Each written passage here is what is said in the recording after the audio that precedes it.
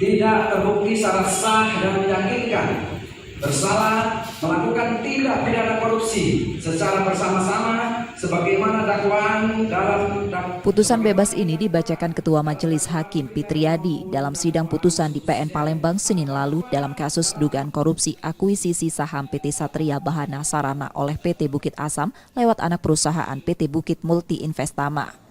Kelima terdakwa yang bebas, Dirut PTBA 2011-2016 Mila Warman, mantan Direktur Pengembangan Bisnis PTBA Anung Dri Prasetya, Ketua Tim Akuisisi Jasa Penambangan Syaiful Islam, Analis Bisnis Madia PTBA 2012-2016 sekaligus Wakil Ketua Tim Akuisisi Jasa Penambangan PT Nurtima Tobing dan pemilik PT SBS Cahyono Imawan.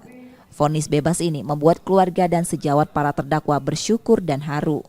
Kuasa hukum mengapresiasi putusan majelis hakim tersebut karena sesuai dengan fakta persidangan. Agak penting menjadi itu sehingga putusan itu semua para terdakwa dibebaskan oleh majelis. Memang itu sesuai dengan fakta persidangan. Sejak November 2023, mereka menjalani sidang atas dugaan bersekongkol dalam akuisisi PT SBS. Proses ini disebut merugikan negara hingga 162,466 miliar rupiah. Mereka sebelumnya dituntut JPU Kejati Sumsel masing-masing 19 dan 18 tahun penjara dengan denda 750 juta rupiah.